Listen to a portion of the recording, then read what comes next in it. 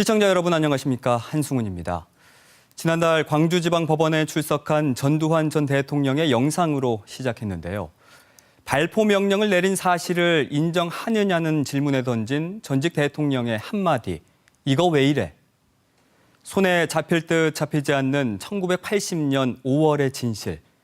그러나 다수의 손가락은 5.18 발포 책임자로 특정인을 가리키고 있습니다. 그렇다면 30여 년 앞서 일어났던 4.3의 발포 책임은 누구에게 물어야 하나요? 가족이 한날 한시 몰살되거나 한 무덤에 켜켜이 쌓여 이름 없는 희생자로 남은 어린아이들. 행여 살아남았다 하더라도 이들이 감내해야 했던 삶은 죽느니만 못한 세월이었습니다. 그런데 누구 하나 나서 내가 그랬다고 반성하는 사람은 없었습니다. 어제 군과 경찰은 71년 만에 처음으로 4.3 사건에 깊은 애도를 밝혔습니다. 그러나 책임을 인정하느냐는 물음에 밝혀진 사실에 따라서 인정할 것은 인정하겠다는 인색한 답변을 내놨습니다.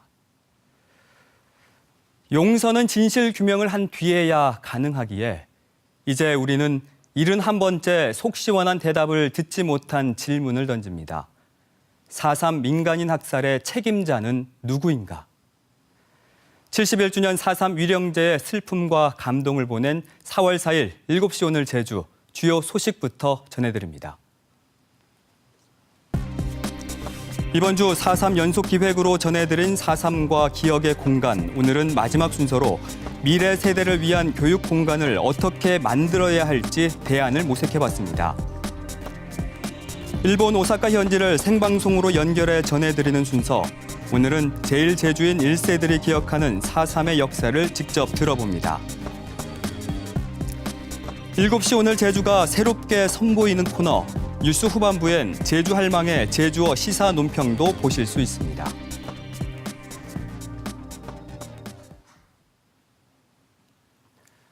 (4.3) 에 대한 미국 책임론을 오늘도 조명해 봅니다.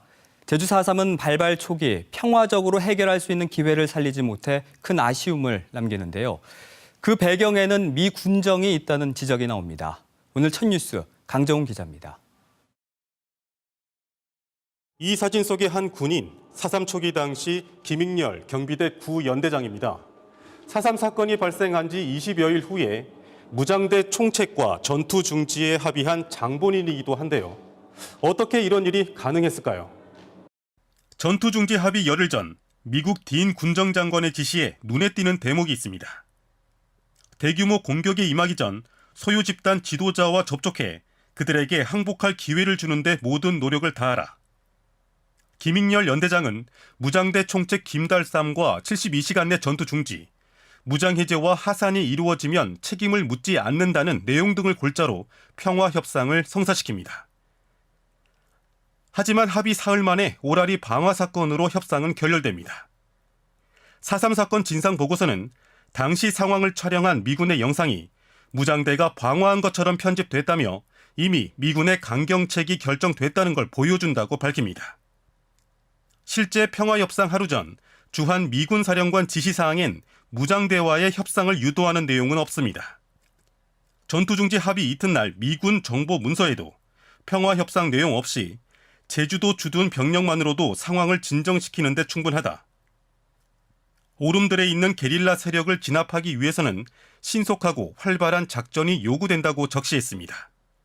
미국 하지 입장에서는 김익렬이 김달삼 만나는 것을 오히려 아지트 확인을 위한 그리고 더 강한 무력 공세를 위한 하나의 수단과 방법으로만 활용해버렸다. 결국 미군은 김익렬 구연대장을 해임하면서 4.3의 평화적 해결의 기회를 스스로 닫아버렸다는 평가를 받고 있습니다. KBS 뉴스 강정훈입니다. 이른 봄 쇠창살로 햇살이 숨어든다. 어느 날 빨갱이 기집애라고 느닷없이 잡혀갔을 때 내 등엔 3살짜리 딸이 엎여 있었고 새 생명 하나 움트고 있었지. 죄가 있으니까 간 거죠. 죄가 있으니까.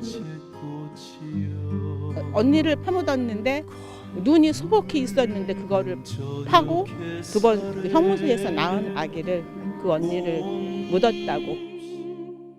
고문 당할 적에 날 때리는데 업었는데 다리가 맞은 거예요. 다 썩어서 살도 하나도 없고 뼈가 하얗더라고요. 그 행부도 간수가 기가 막힌다 울대요. 불쌍하다고. 이제 25살에서 역사가 멈췄다고. 저희 엄마가 아마도 그런 것 같아요. 아기 잃은 것 그거에 대한 고통이 늘 가슴에 있지 않았나 그런 생각이 들어요. 빨갱이 그 집이라고 그러면서 끌려간 거지. 재판 받았지. 군사 재판. 청순이 1년 이러더요. 우리 나하고 거기 안동 갔던 할멈은 그 할멈하고 둘 만난 거예요. 둘. 동생 만난 거 같아. 이렇게 다 해놓은 거 보니까 기분 좋아요. 이 죽은 사람도 불쌍한 사람들에 다 저렇게 해주니까 기분 좋아요. 또 20대로 돌아가면요. 지금 처녀들 문화로 행복스럽게 사는 게 원이죠. 지금 처녀들은 행복스럽게 살잖아요.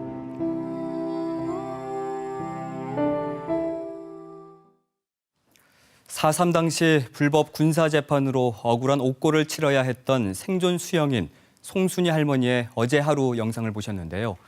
지난달 4.3 희생자로 인정받고 고향을 떠난 지 70년 만에 처음으로 추념식에 참석해 그 의미를 더했습니다. 다음은 일본으로 갑니다. 제주에서 4.3을 겪고서 일본으로 넘어간 제1제주인 1세대들은 70여 년이 지난 지금까지도 그날의 기억 속에 멈춰 있습니다. 오늘은 제1제주인 1세들이 기억하는 4.3의 역사를 들어봅니다. 일본 오사카에 있는 하선아 기자를 연결합니다. 하선아 기자, 오늘은 시내에 있군요. 네, 오사카 생중계 첫날 일본 속 제주 코리아타운에서 전해드렸는데요. 오늘은 코리아타운 근처에 와 있습니다. 바로 이 오코노미야끼 식당을 운영하시는 고춘자 할머니를 만나 뵙기 위해서인데요. 이 고춘자 할머니가 기억하는 제주 4.3은 어떤 것인지 한번 이야기를 나눠보겠습니다.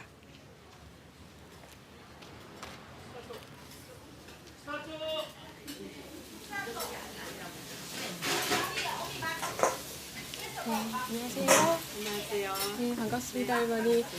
네, 올해로 할머니의 연세가 78살 정도 되신 걸로 알아요. 78이에요. 그러면은 4.3 당시에 7살, 8살 정도 되신 건데 8살이에요. 당시 고향 제주에 대한 기억 나세요? 네, 나요. 지금 네. 어떻게 기억하고 계세요? 네, 고향에서는 우리 외삼촌 20대 외삼촌 둘이 한라산에 올라가서 빨갱이라고 우리 가족의 이거는 빨갱이라고 해서 할머니가 항상 숨어 살았어요. 그래서 그 외삼촌들을 돌아가신 후에는 할머니도 경찰에서 데려가서 총으로 쏴서 돌아가셨어요. 네. 그 당시 집안에서 피해를 좀 많이 입으신 것 같네요. 네, 피해는 입었죠. 집도 타버리고 살 곳도 없어서 우리는 항상 도피자 가족이라고 해서 숨어서 살았어요. 바다에 가서도 살고 숨어서 살았거든요. 그리고 집안에서 그렇게 피해를 많이 입으시고 그 이후의 삶이 많이 힘드셨을 것 같은데 어떠셨어요? 그 이후의 삶이? 예, 그래서 한 4.3 사건이 1948년에 일어나갖고 한 1, 2년은 계속되다가 6.25가 일어난 후에는 조금 그 4.3 사건에 대해서는 조금 조용해졌어요. 그렇지만 생활은 정말 어려운 생활이었어요. 그 지난해 70주년 때 비로소 오사카에 위령비가 세워졌잖아요. 네, 기분이 좀 어떠세요? 네, 정말 위령제를 여기 오사카에 세워줘서 제주도에 못 갈 때는 오사카에 찾아가서 정말 좋구나 하고 고맙고 감사해요. 네, 위령제 비석을 세워줘서 감사해요. 끝으로 한국에서는 이제 희생자들에 대한 배상이나 보상 얘기도 나오고 있어요. 4.3 유족으로서 마지막으로 바라시는 점 없으실까요? 네, 그것은 작년 70년 때 이제 문재인 대통령이 제주 평화공원에 오셨거든요.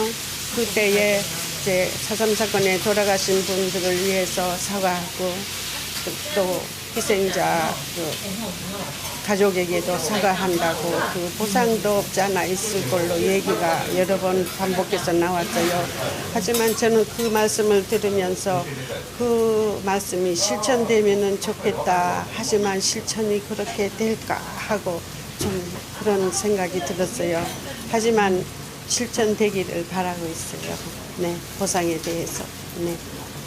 네, 늦지 않게 할머니의 그 바람이 꼭 이뤄지길 바라겠습니다. 네. 오늘 출연해 주셔서 감사합니다. 네, 감사합니다. 고맙습니다. 네, 하선아 기자 인터뷰 잘 들었습니다. 오늘이 그 오사카를 연결하는 마지막 날인데 느낀 점이 또 참 많았을 것 같아요. 네, 지난 1998년 천위령제 개최 이후 유족회 결성과 희생자 신고 접수, 또 지난해 위령비 건립까지 이곳 일본 오사카에서도 4.3에 대한 장벽이 어느 정도 허물어지고는 있지만 아직도 갈 길은 멉니다. 일본 전체에서 희생자 수는 75명뿐이고요. 또 유족은 870여 명에 불과합니다. 한반도의 분단 현실, 또 제1제주인사에 잠재된 이 국적과 정체성 문제가 복잡하게 얽혀 있고 또 우리 사회가 관심을 기울이지 않은 탓도 클 겁니다. 71주년인 올해 4.3의 완전한 해결에 있어서 제1제주인을 잊어서는 안 될 것 같습니다. 저는 이제 제주로 돌아가서 더 자세한 소식 전해드리도록 하겠습니다. 지금까지 7시 오늘 제주 현장 일본 오사카에서 나흘 동안 전해드렸습니다.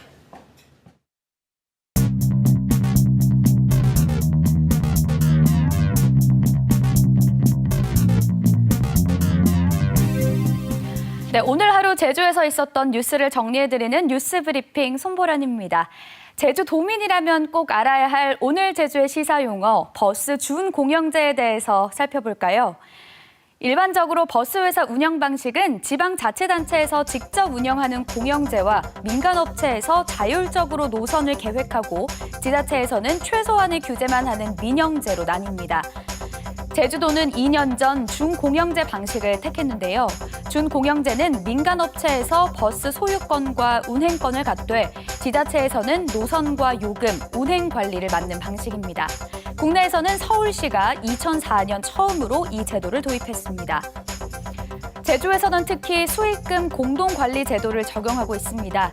지자체가 수익금을 관리하고 노선별로 운송 실적과 원가를 정산합니다.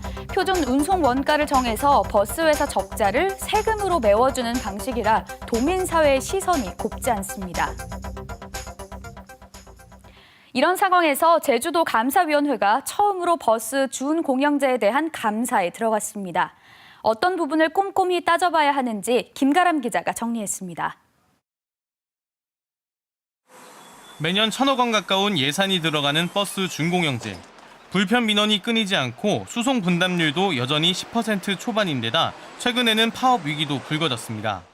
이런 가운데 제주도 감사위원회가 사상 처음으로 버스 준공영제에 대한 성과 감사에 들어갔습니다. 사업 전반의 효율성과 경제성을 분석하고 평가하겠다는 겁니다. 이번 감사의 핵심은 예산 지원의 근거인 표준 운송 원가. 버스 한 대를 운행하는 데 들어가는 돈으로 연간 운송 원가에서 수익금을 제외한 적자를 예산으로 보전하기 때문입니다. 하지만 임원의 인건비 비율이 높다거나 복리비가 엉뚱하게 쓰이는 등 부실 논란이 끊이지 않고 있습니다.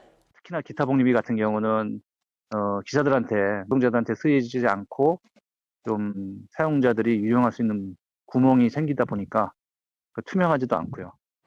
준공영제 특성상 방만 운영에 대한 우려가 높은 만큼 경영 개선 노력도 들여다봐야 합니다. 실제로 지난해 상반기 운송 수익금은 전년보다 10% 줄어든 것으로 나타나는데 수익금이 줄어들수록 적자 보전 규모는 커집니다. 민간 회사에서 경영 개선 노력을 어떻게 하고 있는지라는 자료 제출을 더해서 수시적으로 관리 감독하고 있는지까지도 들여봐야 된다고. 이번 감사가 성과 분석에 그치지 말고 대안을 제시해야 한다는 목소리도 나옵니다. 명확한 감사가 이루어져야 되겠고요. 이러한 문제들을 해결하기 위해서 다른 시도와 마찬가지로 강력한 조례를 통해서 제재 조항을 마련해야 합니다. 이번 감사 결과는 이르면 오는 7월쯤 나올 것으로 예상됩니다. KBS 뉴스 김가나입니다. 보육교사 살인 사건 두 번째 재판이 한 달여 만에 열렸습니다. 피고인을 구속시킨 결정적인 증거였던 섬유 분석을 놓고 치열한 공방을 예고했습니다. 보도에 박천수 기자입니다. 10년 전 발생한 보육교사 살인 사건 두 번째 공판의 핵심 쟁점은 섬유 증거. 피고인을 구속시킨 결정적 증거였던 섬유 증거를 놓고 검찰과 피고인 측 변호인이 치열한 공방을 예고했습니다. 검찰은 섬유 정밀 감정으로 피고인 김모 씨가 피해 여성과 격렬한 신체 접촉이 있었다는 정황을 밝혔다는 걸 강조하며 섬유 정밀 감정을 담당했던 국립과학수사연구원 등 6명을 법원에 증인 신청했습니다. 반면 김 씨 측 변호인은 검찰이 제출한 일부 섬유 증거에 대해 위법성 문제를 강조했습니다. 압수수색 당시 피의자에 대한 수색영장이 발부되지 않았고 형사소송법에 따라 압수수색에는 사법경찰관이 참관해야 하지만 현장에는 경찰관 3명만 있었다며 위법한 절차에 따라 수집된 증거는 효력이 없다고 주장했습니다. 이에 대해 검찰은 대법원 판례에 비춰 중대한 위법이 아니라고 반박했습니다. 다음 달 2일 3차 공판에서 이번 사건의 핵심인 섬유 증거를 놓고 검찰과 변호인 사이에 어떤 공방이 펼쳐질지 관심이 모아집니다. KBS 뉴스 박천수입니다. 오랜만에 제2공항 속보 전해드립니다. 국토교통부는 사전 타당성 용역에서 프랑스 엔지니어링 업체인 ADPI가 제주공항 단기 확충 방안만 전적으로 맡아서 수행했다 이렇게 밝혔는데요. 공식 기자회견에서 밝힌 이 국토부의 얘기가 거짓인 것으로 확인됐습니다. 최승민 기자가 보도합니다. 제주공항에 대한 단기 확충 사업은 ADPI가 전적으로 맡아서 수행했습니까? 그 부분을 잘라서 이제 하도급을 줬고 그 하도급을 받은 내용을 가지고 이제 원도사에서 그 내용을 본인들이 검토를 했지 않겠습니까? 검토를 해서 최종 보고서 안에 반영을 시킨 거죠.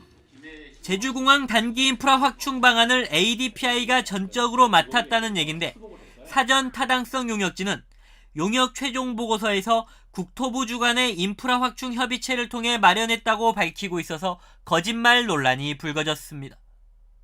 KBS가 입수한 제주공항 단기 인프라 확충 사업 관련 한국공항공사 자료입니다. 사업 추진 배경에 제주공항 인프라 확충 협의체 활동을 통해 마련됐다고 설명하고 있습니다. 사업은 2015년부터 2년여 동안 모두 600억 원을 투자해 고속 탈출 유도로 3개와 항공기 대기구역 2곳을 신설하고 주기장을 확장하는 내용으로 사전 타당성 용역 보고서 내용과 거의 같습니다. 문제는 사업 기간. 2015년 8월에 이미 실시 설계 용역을 시작했다고 나와 있습니다. ADPI 용역 기간이 2015년 11월까지니 물리적으로도 ADPI의 용역 결과를 설계에 반영할 수 없는 상황입니다. 사실상 국토부가 거짓말을 했다는 것이 확인된 건데 KBS의 취재에 대해 국토부는 아무런 답변도 하지 않고 있습니다. 한국공항공사는 에어사이드 단기 확충 사업은 지난 2017년 말에 완공했는데 2015년 당시 어떤 내용으로 사업이 시작됐는지는 알 수 없다고 밝혔습니다. KBS 뉴스 최승민입니다. 제주공항 확장 공사 중에 발생한 먼지가 공항 도착장 내부로 유입돼 이용객들이 불편을 겪고 있습니다. 제주공항 1층 도착 대합실에서 영업 중인 편의점과 카페 직원, 이용객들은 공사 중에 발생한 먼지가 1번 게이트를 통해 안으로 들어오고 있다며 불편을 호소했습니다. 제주환경운동연합은 서귀포시 도시우회도로 개설 사업과 관련해 제주도에서 쪼개기로 발주해 환경 영향평가를 편법으로 누락했다며 주변 하천 생태계와 경관 훼손이 불가피하고 공사 구간에 밀집한 교육시설 이용자들의 안전과 교육 환경 침해도 우려된다고 밝혔습니다. 또 도심지 한복판을 가로지르는 사업이라 우회도로의 역할에도 부합하지 않고 이미 중산간 도로가 우회도로 기능을 하고 있다며 도로 개설이 불가피하다면 환경 영향 평가를 해야 한다고 주장했습니다. 사단법인 제주 올레는 성명을 내고 제주 올레 10코스에 추진 중인 송악산 뉴 오션타운 사업 허가를 반대한다고 밝혔습니다. 제주 올레는 송악산을 지나는 올레 10코스에 대해 해마다 올레꾼 수만 명이 걷는 곳으로 해양 절경은 물론 일제강점기와 4.3의 역사를 함께 만날 수 있는 코스라고 강조하고 앞으로 적극적으로 반대 운동에 나서겠다고 강조했습니다. 축산분뇨 무단 배출과 관련해 자치경찰이 봐주기 수사를 했다는 의혹이 제기돼 경찰이 내사에 착수했습니다. 서귀포 경찰서는 최근 자치경찰단 간부 1명을 참고인 신분으로 불러 조사했다고 밝혔습니다. 해당 간부는 2017년 여름 축산분뇨를 무단 배출한 업체들을 조사하는 과정에서 부당한 영향력을 행사했다는 의혹을 받고 있는 가운데 경찰은 대가성 여부 등에 대해서도 수사를 확대할 방침입니다. 지난해 하수 역류로 논란을 빚은 제주 신화월드에서 이번엔 누수가 발생해 입점 면세점이 피해를 입었습니다. 제주관광공사는 그제 제주 신화월드 내 메리어트 호텔 지하 1층에 운영 중인 시내 면세점 천장에서 물이 새기 시작해 운영을 잠정 중단했다고 밝혔습니다.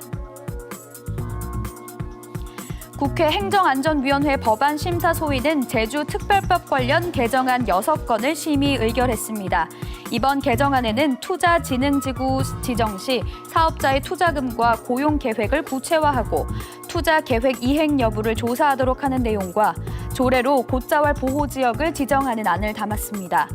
또 제주특별자치도 지원위원회 존치 기간을 3년 연장하고 도내 면세점 특허 수수료 50%를 제주관광진흥기금에 납부하는 내용도 의결됐습니다. 지금까지 뉴스브리핑이었습니다.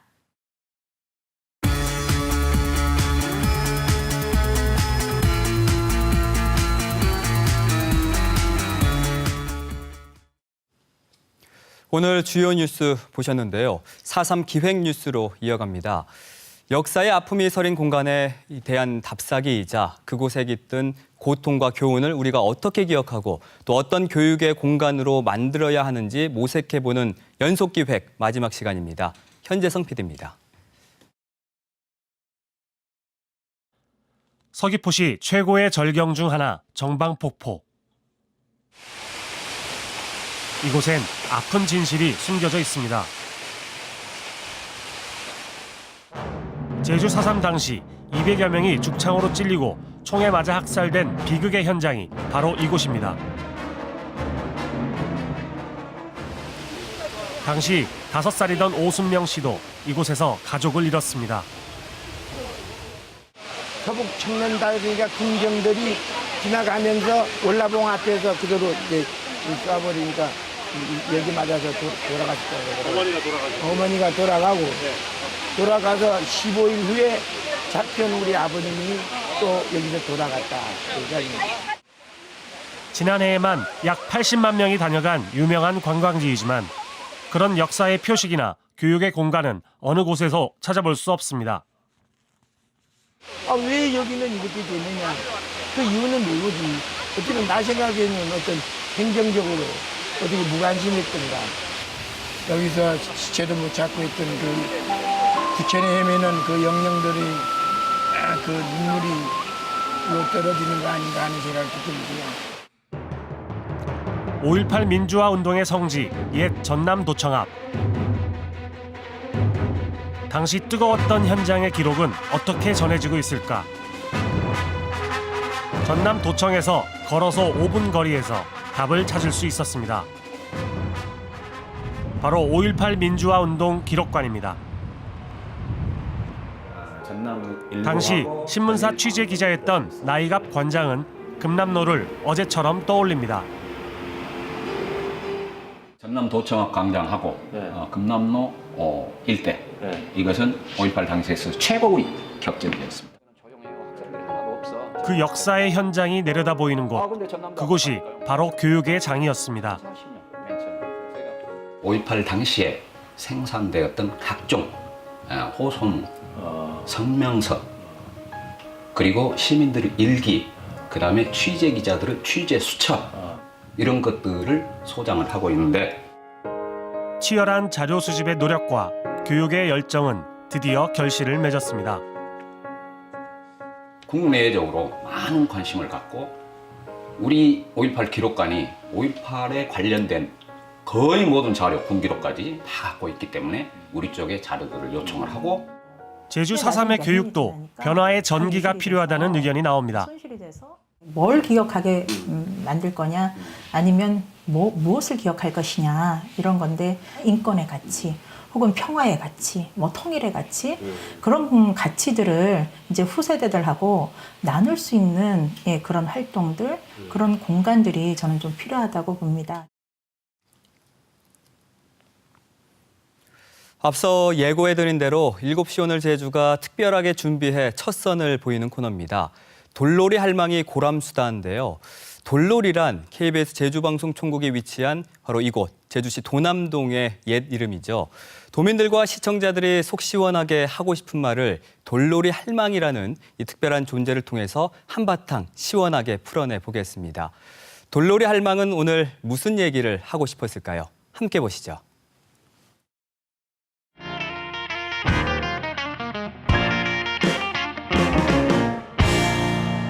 어머니, 밀머리 아방 식겐디 어떤 어쩐 맛이? 속좀 하라기 속좀. 식게는 무슨 식게고? 정치까리 없이 말 허지도 말라. 4.3 정말로 아픈 말이우다. 혼때는 시어먹 머랭 골아주는 사람도 어성게만은 이젠 입 밖으로 내엉 진실을 파헤치고 전 국민이 보는 앞에서 대통령의 사과도 받고 잘도 다행인 게 말씀. 경어주만 아직도 갈 길이 먼 거담수다. 4.3 특별법은 아직도 국회에 계류 중이란 하는디 국민들이 모은다가 알아서 되지 않을쿠가. 이념이 멋산디 그 시대를 살았던 제주 어르신들은 호나둘 세상을 떠나고 커가는 우리 후대들신디 다시는 이 땅에 일어나서는 안 될 진실을 골아주는 것도 이 시대를 살아가는 우리 어른들의 의무인 거담수다. 대한민국 헌법 제1조 1항에는 대한민국의 주권은 국민에게 있고 모든 권력은 국민으로부터 나온댄 하는디 무사 최고 권력자에 속하는 제주 지역 국민신디 그런 만행을 저질러신 고양 1948년 헌법이나 지금 헌법은 아무 상없이 고배시이신디 무사 그때 말을 못 고랑 이제사 말을 고라사 되는 고에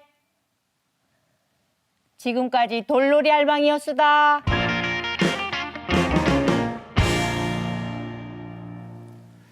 일곱 시 오늘 제주는 가족이자 친지, 친구이면서 이웃인 시청자 여러분께 보다 더 가까이 다가가기 위해 다양한 시도를 하고 있는데요. 역시 데일리 전환을 하면서 새롭게 선보이는 코너입니다. 시청자가 직접 들려주는 인생 이야기를 통해서 제주 사회를 깊숙이 들여다보는 7시 소돌이인데요. 소돌이가 주변에서 일어나는 이야기를 소문낸다는 제주어라는 건 아시죠? 오늘 첫 번째 주인공은 4.3 생존 희생자인 오태순 어르신입니다.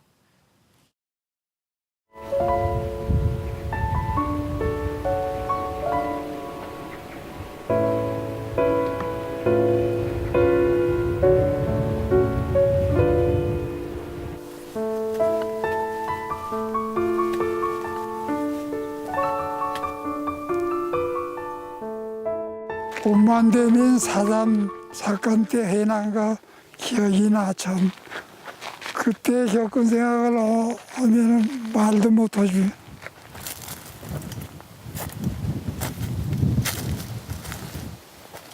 이거 우리 17살 적에 면민 다 동원하고 연 각불하게 되면 이 성땀을 싼 복도 못 들어오게 한 거라.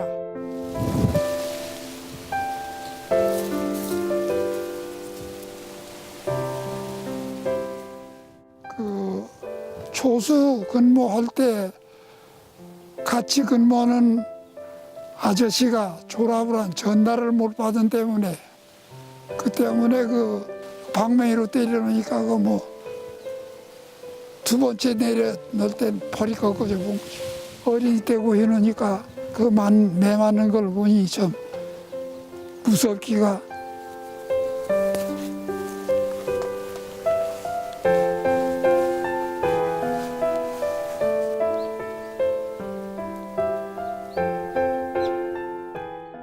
하수연 할 사람이시지 뭐 누구한테 하수야. 순경이 제일 못쓴 사람인데.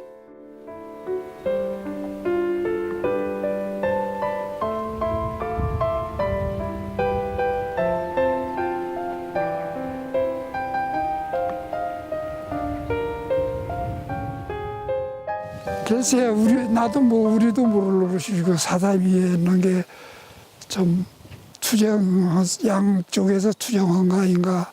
그냥 그런 정도뿐하는 거지 우리가 잘 알 수가 없죠.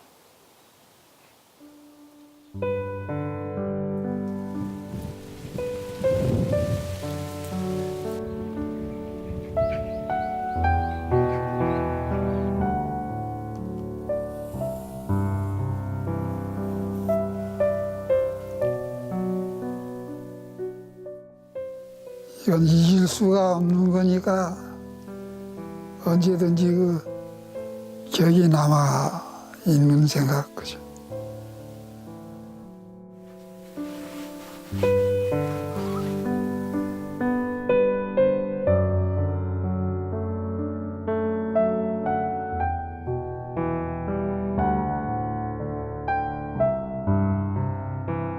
그런 시절도 있었나 해서 이 아이들이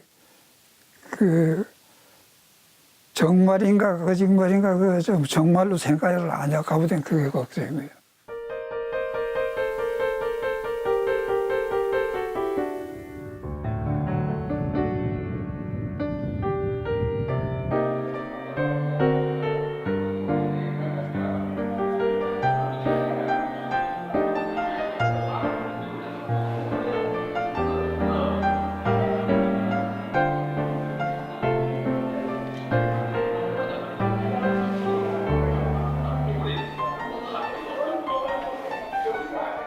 개인이 겪었던 것들을 표현해냈기 때문에 또 알지 못했던 그런 아주 작은 것들, 그런 감정이나 그런 생활사나 그런 것들을 더 진지하게 알 수 있었던 것 같아요. 그래서 이 그림이 더 진정성이 있지 않나 싶어요.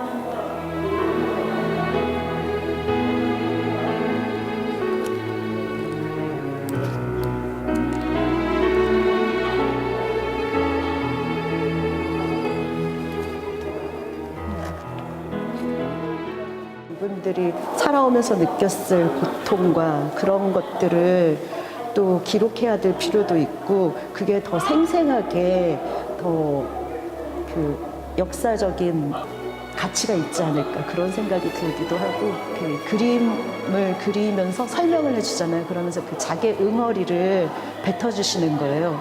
그러니까 그 효과가 되게 긍정적이라고 생각이 들어요.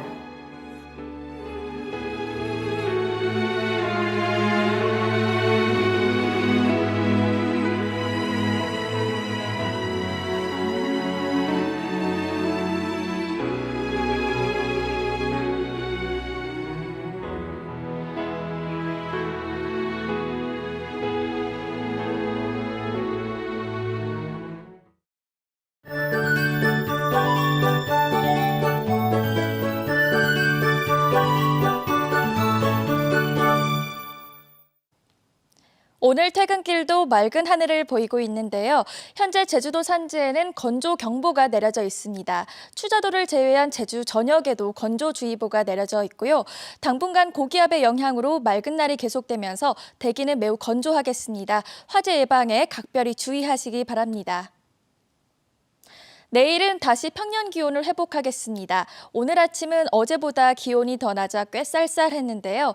내일 아침은 10도 안팎으로 출발하겠고 한낮에도 최고 19도까지 올라 포근하겠습니다. 낮과 밤의 기온차도 10도 이상으로 크게 벌어지겠으니 일교차에도 유의하시기 바랍니다. 내일 아침은 구름이 더 많이 지나며 하늘 표정은 흐리겠는데요. 내일 새벽부터 아침 사이 남부 지역에 산발적으로 빗방울이 떨어지겠습니다. 다만 공기질이 다시 나빠지겠습니다.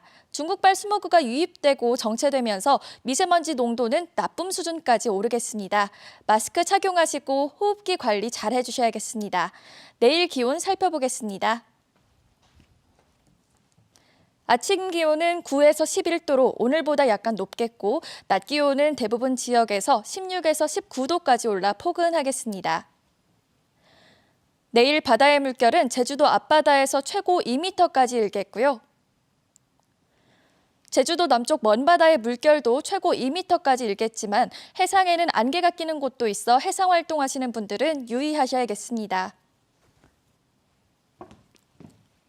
주간 날씨입니다. 일요일에 다시 비가 내리겠습니다. 건조함은 다소 해소되겠습니다.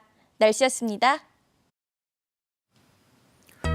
7시 오늘 제주는 이번 주 확대 개편과 함께 4.3 주간을 맞아 시청자 여러분께 보다 친절한 뉴스, 보다 가까이 다가가는 소식을 전하기 위해 노력했는데요. 여러분께 진정성 있게 전달됐는지 궁금합니다.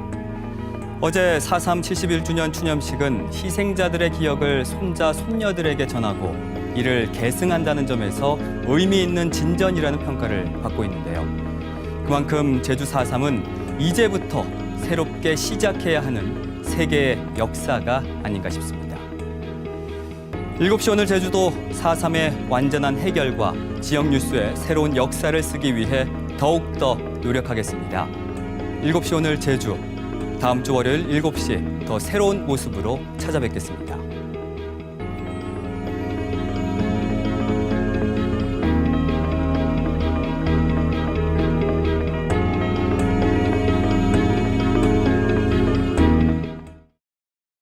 남쪽엔 봄이